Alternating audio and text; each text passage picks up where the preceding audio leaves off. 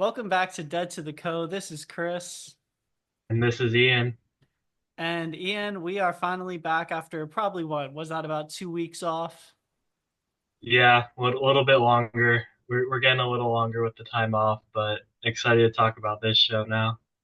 Absolutely. I think, as always, life just caught up to us, but we're back, ready to talk about the dead. As they say, the music never stopped. The show that we watched most recently and listened to was Nassau Coliseum, November 5th, 2019. And if I'm not mistaken, this is a pretty historic venue, right? Yeah. Um, Grateful Dead played there a whole bunch, and I think they hit this most tours, I think. Yes, I would. I Mhm. I'm not sure, but that sounds right.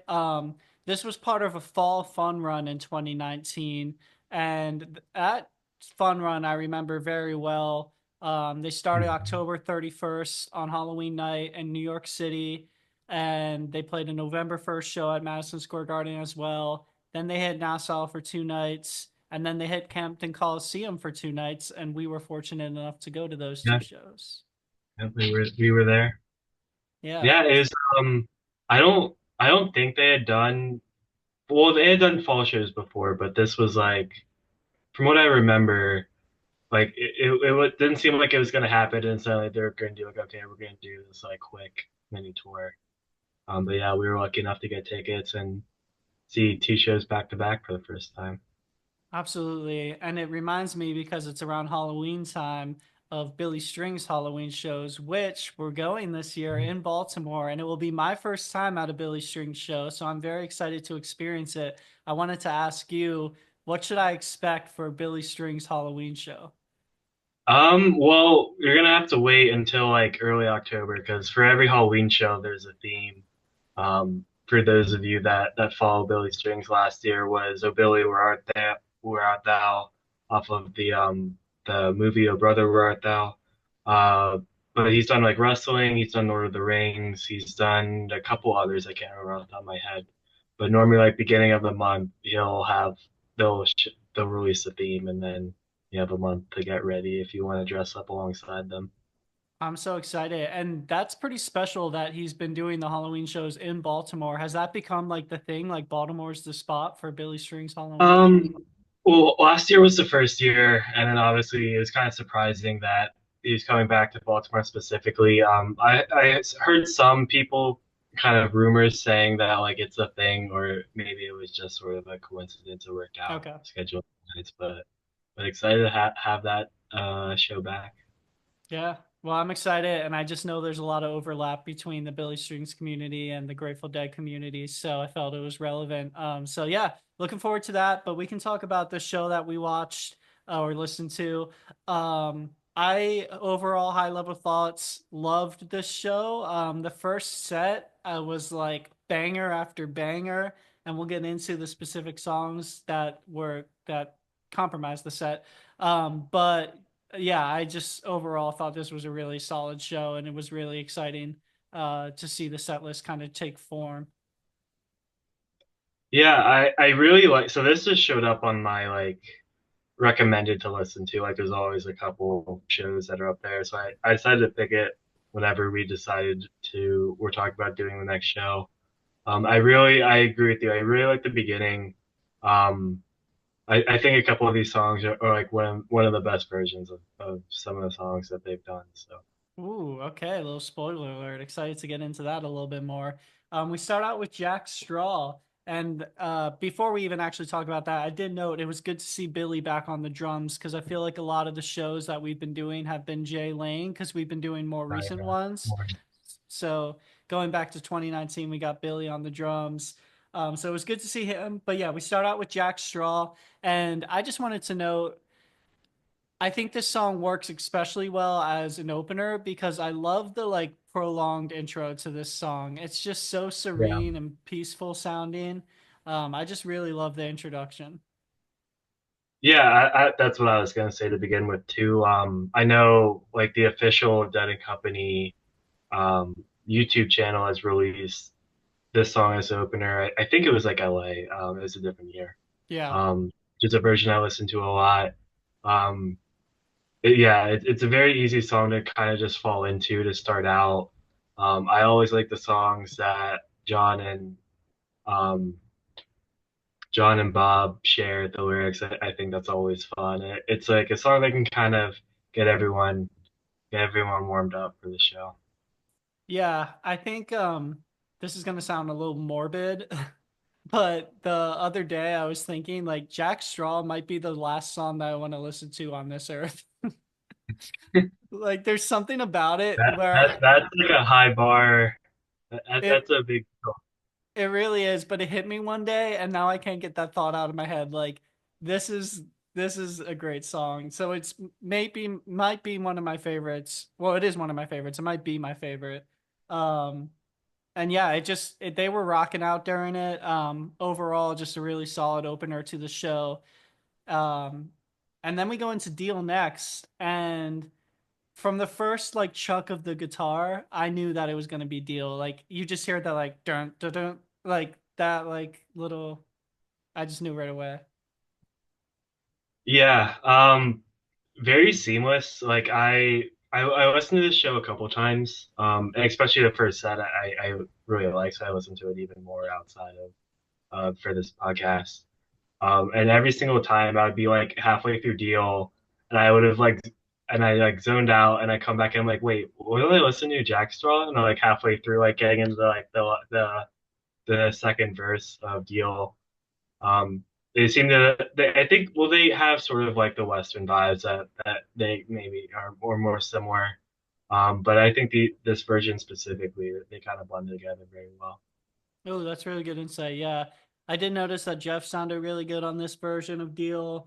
And funny enough, my smoke alarm went off during it, so the band was just heating up, you know? Yeah, It was because I was cooking chicken and I am a mess with cooking and my whole apartment was just covered in smoke. So you were burning stuff. yeah, so that was bad. But yeah, this deal was great. It kind of like started off high energy. It kind of tapered down in like the middle and then they picked it up a lot back towards the end. So I kind of noticed the arc of the song was like a kind of up and down. Like it wasn't like the classic progression. I feel like it was like a little bit of like give and take with that. So I just thought that was pretty neat. So yeah, good deal, and I liked it.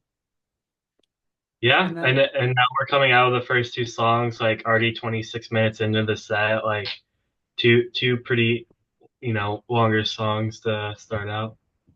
then we go into what actually might be my favorite song, and that's Piggy-O. Yeah.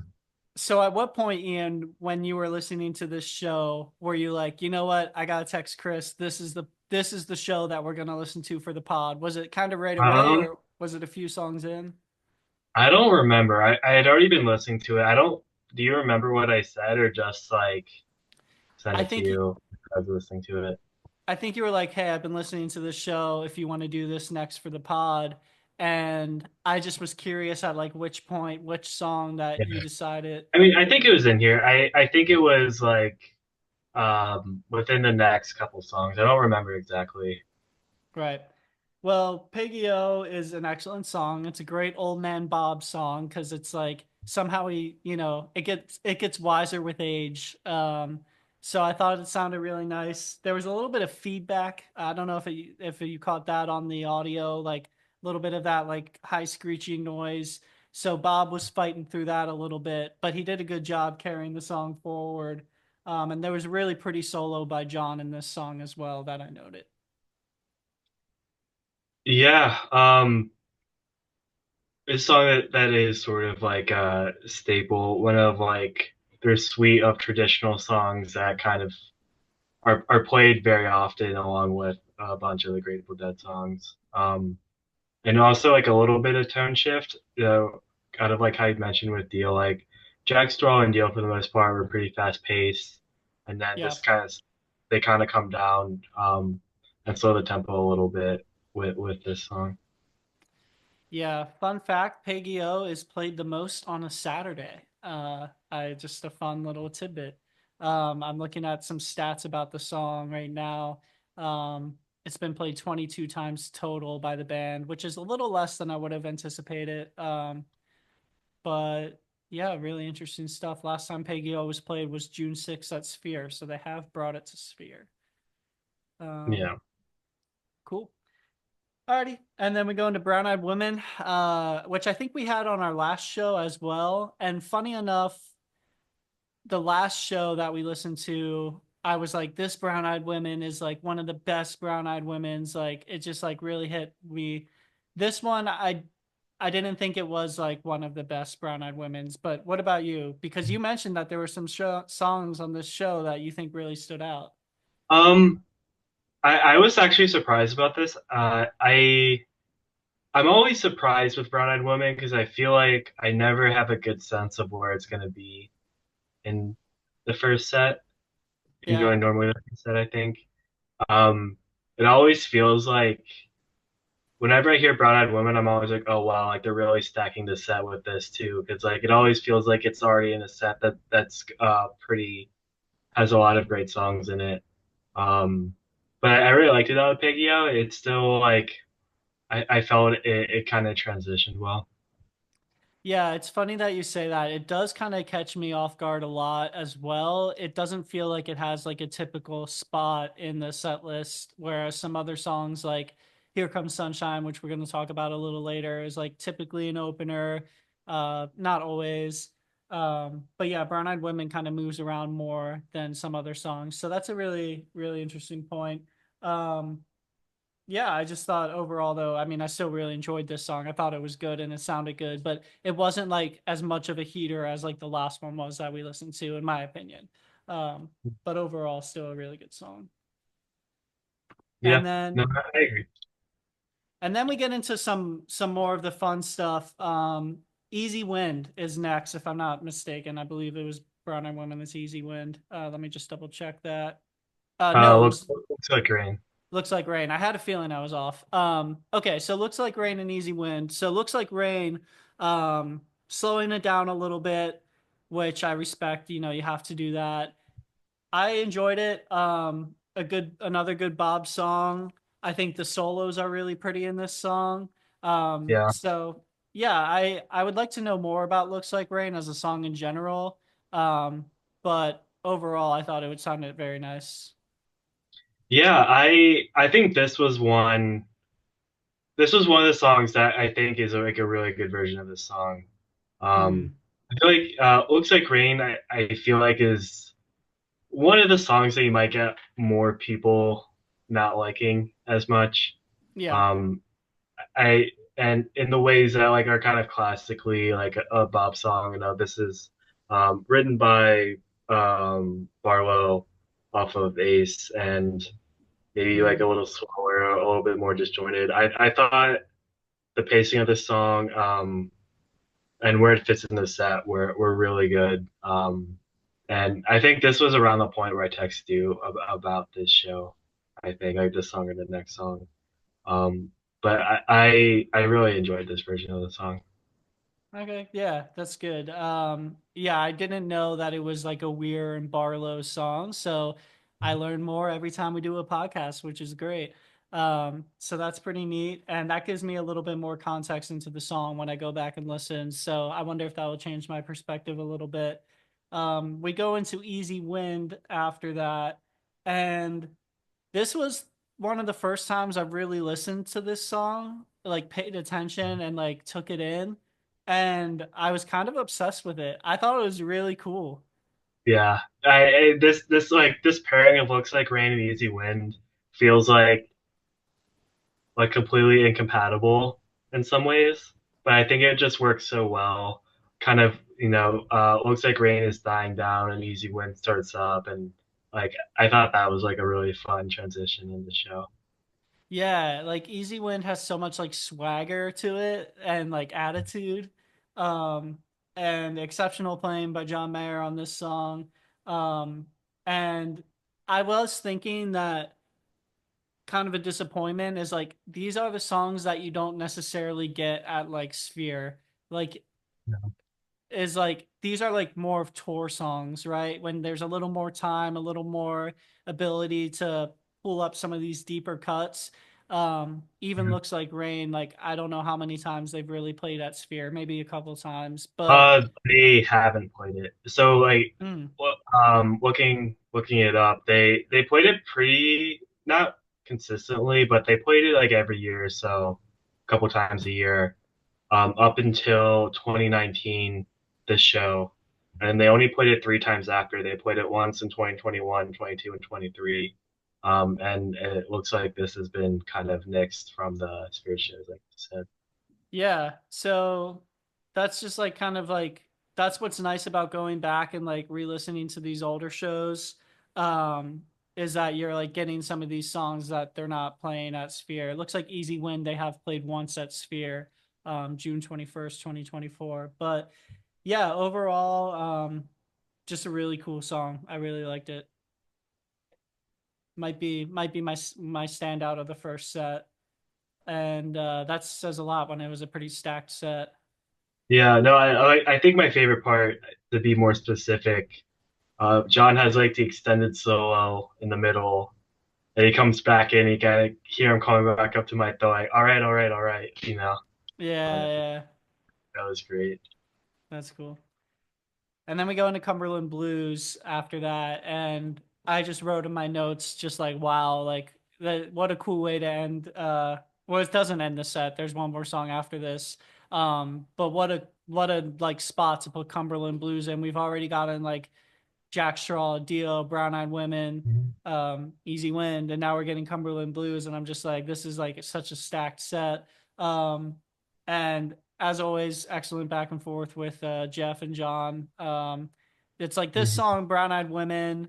Um, there's probably a few others that I'm not thinking of right off the top of my head, but there's certain songs where they have like really good back and forth on, and this is definitely one of them. Mhm. Yeah, yeah, it's sort of ramping back up. It feels like the middle of the set kind of ramping down after the beginning, and this feels kind of like going back onto the level of Jack Straw and Deal at the beginning. Yeah, yeah, that's a good point. It does ramp back up and it gets very high energy going into the next song, which is Casey Jones. Um, and honestly, we talk about how these songs like I'm not huge on Casey Jones at the moment. I hate to say it. I don't know why. It's just not one of my favorite songs at the moment. So I liked it. It was fun. It was good. It's definitely good as a closer, of course. I don't know if they ever necessarily play it without closing a set, but yeah, overall, Casey Jones for me isn't one of my favorites. I don't know about you. Um, no, I like it. I think it's a really good end of set song. A song where it starts fast and at the end it kind of like opens up into kind of like a fast jam that's like a good period at the end of the set. Because I was actually gonna say in my notes that like I really like it as like end of set one closer. Yeah, I mean, if that's definitely the best spot for it, or end of set two, or an encore spot. Any time where it ends, like the set of music is good. But I do like the history of this song, like being based off like the Ballad of Casey Jones, folk Mhm. song, and I think that's all really neat. So I do like it, but I don't know. It just isn't one of my favorites at the moment. But that's just Yeah. me. Um, Um, I also thought it was interesting. Like we got most of the side two of Working Man's Dead in this set, which is Cumberland Blues, Black Peter, Easy Win, and Casey Jones. So thought that was an interesting theme in the first set. That's really cool. I'm glad you noticed that. I think we had like a Blues for Allah set recently. So the fact that this is a Working Man's Dead set is pretty neat. I wonder if we can get each album in all these different shows. That's pretty cool. Do you think that was intentional or? Um, I don't know. It feels like it feels intentional in some ways. I think Easy Wind is one of the ones where like they only play it every so often that to include it in a set with a couple of the other songs from that album. Yeah, that's cool. All right, Ian. It's okay if you don't, but do you have any trivia for me during this set break? Uh, do you know, uh, not necessarily trivia, but I guess it is. Do you know like the original name of Peggy? So it has a couple names, Hmm. but like there's probably like the not the original name. I don't know if the original name is known, but like there is like an older name for Peggy So I as like a this. Scottish folk song. I like this question. I've read about this song before, so I've definitely seen the answer, but I can't remember. I do know that, and I think I've mentioned this on the podcast before, but like Joan Baez's version is Fenario. Um, Yeah. I want to say though the answer for this is like the Ballad of Something Lass or something like that. Pretty close. It's the Bonnie Lass of 5e, Oh yes, yeah, yeah, yeah. and it's the lyrics are a little different, but it does include Peggy-O and Fenario, and there's a couple other different names of the same song in different versions. Right. So Fenario is a that's a fictional place that comes up in a lot of songs. It is fictional, correct? I'm like 99% sure, yeah. So it comes up in Direwolf. Okay, here we go. The mythic territory of Fenario. Oh, here we go. As we rode out to Fenario, our captain fell in love with the lady like a dove, and he called her by name Pretty Peggy-O. So the Bonnie Lass of Fivey, as you said, which recounts a disastrously thwarted romance between a young maid and a captain of Irish dragoons. Like many other songs, it traveled across the Atlantic into Appalachia and percolated out as an American folk song. We should just do an episode on all this because I love this shit. This is so good. Yeah, Just I think it's like a what I always liked about Peggy-O is like obviously like it's like it's a like a traditional Scottish folk song or ballad or what have you. right. But like the Peggy-O version that's done as Peggy-O also has references of like US places. So it's like Yeah, it there's does. like the Scottish version and then like the American branch that is Peggy-O. I think it's fun. Yeah, like they mentioned Louisiana.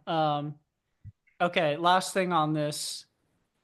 It represents a mythic frontier territory. It is a realm inhabited by direwolves, puckwudgies, and wendigo. I don't know what those last two are, but I feel like it would be really cool to like I want to like explore the Fenario extended universe. Like Yeah, I want books, I want RPG games, I want video games. I want this whole universe built out. That would be so sick. yeah. But anyways, we can get into set two. We start with Here Comes Sunshine, and I really like this as a set two opener. Um, we've gotten Here Comes Sunshine a lot in the shows that we've been watching, so I don't have a whole ton of added context to say to it, but I did want to shout out one of our YouTube subscribers, Torhead, who commented with a cool version of Here Comes Sunshine and China Cat on one of our last videos. I listened, it was really nice. So just wanted to give a little shout out to that. Yeah, awesome. Yeah. Any thoughts on Here Comes Sunshine? Um, yeah, I mean, I think it fits very well as a set opener, kind of the same, like the same way, like if the same way that Casey Jones can kind of end a set, Here Comes Sunshine is one of the songs that can like start a set the same way. I feel like, um, I'm pretty neutral on it. I think it sets up the set to be very good, which I think is good. Yeah. Yeah, I mean, we go into St. Stephen, and this is the full St. Stephen suite. We talked about this suite in another episode a little bit while back, but we had everything from the William Tell overture into the 11. We did get William Tell, right? Am I making that up? No, We may have yeah, not. I forget. We may have not. I may have made that part up. We did last show that we had St. Stephen. Yeah. I don't remember this one because sometimes they don't include it as a distinct song. Yeah, I'm starting to doubt myself. So we may or may not have. We'll have to re-listen to that part. But regardless, it was a long Saint Stephen and into the 11 as well. Um, I really so I just bought a piano like a couple months ago. Not like a grand piano, but like a digital keyboard. And during the 11, I was like playing along, not good at all. Like I'm like hitting one note at a time, like deet deet deet. I just found out the key it was in and just played like four or five notes over and over. But I was like, what a cool way to experience shows. Like if I could get better at jamming, like I don't know if there's anyone out there, I'm sure there are, that just throw on albums and just jam along to it. Like, oh, I want to do that so bad. I want to get those skills so bad because it's so fun, you know? Yeah, and there's like a ton of backing tracks on YouTube for that too, Yeah. if you want So, to have like the rhythm and stuff, but not the full song. yeah. So if anyone out there is like plays and like jams along to these songs, definitely let us know because it just sounds fun and I'm interested to hear about it. Um, so yeah, Saint Stephen, the 11, overall, just I think Saint Stephen's one of my favorite songs, and I know I said that earlier about two other songs, but Saint Stephen's definitely up there. Yeah, it's great. I am gonna be a little down on this one. I don't know if I like this version as much. Really? Um, I feel like a little slow, which happens. Um, yeah, Okay, that's totally fair. Yeah. You mentioned that this show has some of the best like renditions of some of these songs. Have we gotten to those yet or not yet? yeah. I mean, that was like easy win and looks like rain. I think. Cool, cool. All right, I just wasn't sure. Comes a time, Ian. I'm gonna let you talk about this because you love a good O'Teal song. Yeah, I was really excited about this. Kind of looking through the set list while I was listening to the show. You pick it out like, okay, Oteil's gonna do that one. Um, great, great song. Like you can almost feel like, I don't know, did you watch this show or you just listen to it? I watched this show. Yeah, I don't know if you could tell. I could almost feel the crowd being silent on the recording. I don't know if that was like apparent to you, but it felt like everyone was like really still and listening to Oteil, which is good. Um, I really like John on this too. I feel like this was like a very delicate song that was done very well. yeah. I did note John's guitar on this, but I didn't want to say it because I've already like noted that twice tonight, and I don't want to just be the whole time like you know who sounded great, John Mayer.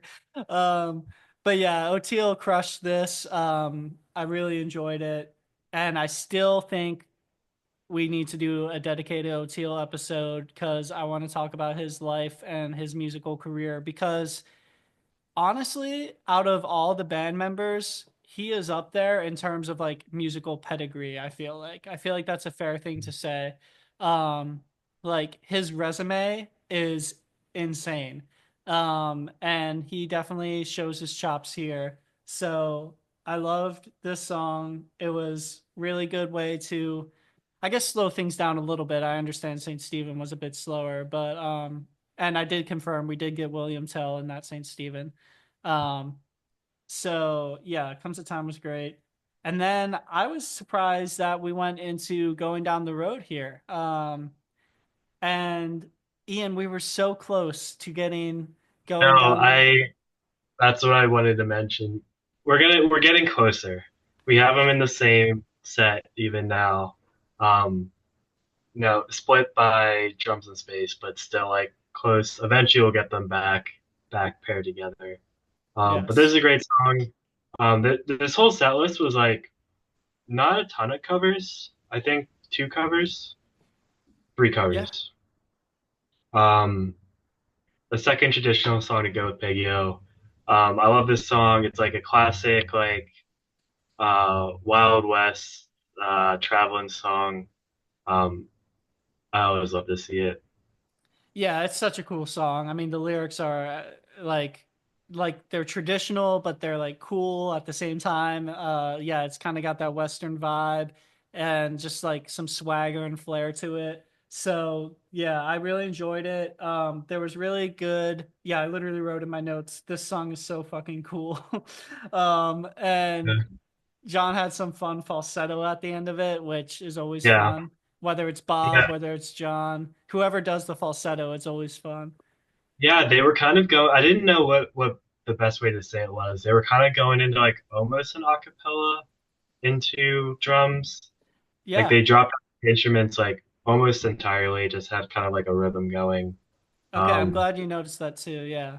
yeah, they it's something about the songs where everyone sings. Like I think it changes the dynamic of song because like when you know like you have to sing, I think you like pay attention in a different way. And it kind of changes the vibe of everything. Everyone's like a little bit more engaged to like the vocal side of it, which is cool. Yeah, that's a really good way to put it. That's really neat. It felt like um, a long first half of the set before we get to like drums in space. But we do go into drums in space, and I wrote in my notes that one, it's amazing that these drummers are and Bob as well, but like that Mickey and Billy are still doing it at this age. Like I was just like, wow, like they're up there all night just like pounding the drums. Like it is kind of really impressive. Like I'll never be that good at something by the time I'm that old. Like I don't think I'll ever amount that amount of like expertise in anything by the time I'm that age. So the fact that they did that and that they're still doing it is so impressive. And the other thing I noted is that drums in space, like that's something that like AI cannot replace. Like not to get into all Yeah, that, but there are songs that like AI can make, like your typical pop song, like bridge and verses. Like I'll take country music, like verses on a Friday night and like blue jeans and beer and the truck, and like AI can make a country hit in seconds. But like drums in space and the Grateful Dead music in general is so inventive that it can just, it's so human, you know, it could never be replaced.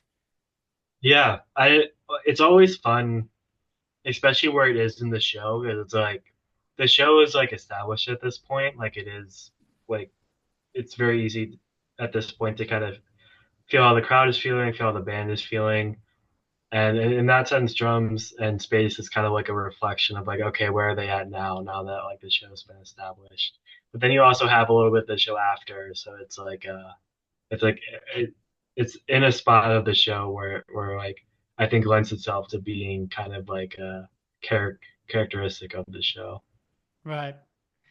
And then we go into the other one, which is fun coming out of space. I enjoyed it, and I don't have a whole ton else to say. Yeah, I don't I'm interested. They play it out of space relatively frequently. It's almost always a second set song. Yeah, Um, I don't love it out of space. I guess it depends on the show. We had it one more before where it kind of was like it kind of sandwich space. I forget if that was the last episode or the one before. Um, I always feel like it's weird to do it here because the other one is a song that I think needs like 12 minutes to get its full legs. yeah, yeah, And yeah. as they said before, the set had already kind of gone on like a decent amount before even Drums in Space. Um, so I thought it was interesting that like coming out, like what beats are gonna hit out of Drums in Space. You're gonna have like the slow song, you're gonna have like the show or the song right before the closer, and then the encore. It felt like they tried to sandwich the other one into like too small of a space here, I Mm, think. yeah, that's a really good way to put it. I kind of definitely get what you're saying. It kind of needs a little bit more room to breathe. And I know that you've mentioned before that you prefer um, the other one, like Grateful Dead version, which most songs I'm assuming are like that, but it's just more high tempo when it's with the Dead. Alrighty, after the other one, we go into Stella Blue, and I was doing a little bit of digging because behind the scenes we had a Wi-Fi issue, so Ian had to go offline for a moment. Uh, and Stella Blue was first performed on June 17th, 1972 in Los Angeles, Pigpen's final show of the band. Did you know that? No, I didn't know it was his last show. It's interesting. Yeah. The last time the Grateful Dead performed it, I'm assuming this means with the original with Jerry, was July 6th, 1995. Mhm. So they got a good 23-year run. Yeah. Any thoughts on this version? Um, Not, I mean, this is like the classic. It's like one of these. This one, I'm interested. This could have been Black Peter, and you could have had the entire B side of Working Man's Dead, because that's another song that's in the spot of like the slow song to set up the finale. Oh man, yeah, that would have been good. I kind of wish they did that. That way we had like more of the theme there. I feel like this song still kind of fit in. But it would have been cool to have Black Peter for that reason. So now that you say that, I'm kind of wishing that we had that instead. After Stella Blue, we go into Not Fade Away. So this is what we were saying. We were so close to having Going Down the Road Feeling Bad and Not Fade Away together, like they've done in the past with Skull and Roses. And unfortunately, didn't quite get there tonight, but we were definitely a step closer, as we said. So yeah, I mean, this is a great set two closer. We've talked about that on multiple occasions. And it's just a lot of fun and it's a good way to end the show. And I think that it fits in pretty well with the rest of the set list here when you're looking at it as a whole. And overall, we'll talk about the encore, but this rounds out a night of some stellar song picks, in my opinion.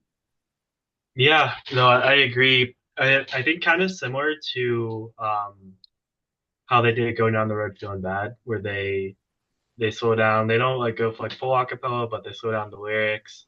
The crowd obviously knows what to do with like our love will not fade away. Um, and similar also to Casey Jones, where it kind of opens up at the end, and it's a good place to stop in the set. Absolutely. Yeah, that is interesting. I mean, Casey Jones is a good set closer. Not Fade Away is a good set closer. They kind of busted out two really strong set closers in one show.